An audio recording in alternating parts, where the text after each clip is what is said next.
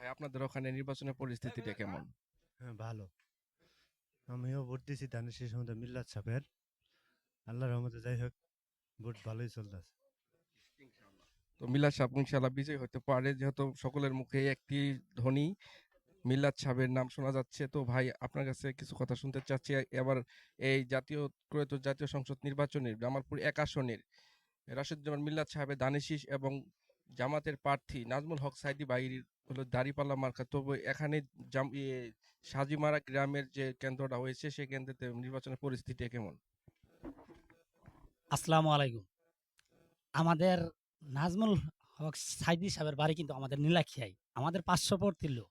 কিন্তু তারপরেও আসলে আমাদের জন্য মিল্লাত সাহেব যা করছে এতদিন যাবৎ, এটা আমরা ভাষায় প্রকাশ করতে পারব না।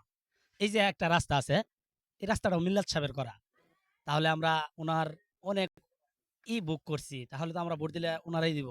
তো ইনশাআল্লাহ নির্বাচনও খুব ভালো হইতাছে। সব জায়গায় আমাদের এখানেও সকাল থেকে এ পর্যন্ত আমাদের কেন্দ্রে খুব সুন্দর সুশৃঙ্খলভাবে ভোট হইতাছে। কিন্তু কোনো পরিমাণ যাই ঝামেলা নাই। ইনশাআল্লাহ আমাদের এখানে অনেক ভালো ভোট হইতাছে। অনেকজন বেশিরভাগই বলতেছে যে ধানের শীষ পাস হইব।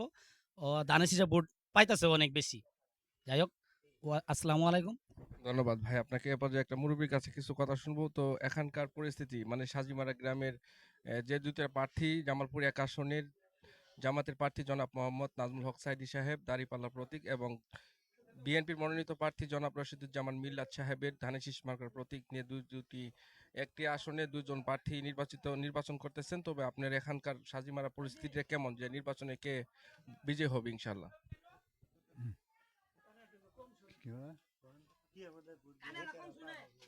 দানা শীষে ধানের শীষ। দানা শীষে ধন্যবাদ আপনাকে, ধন্যবাদ। তো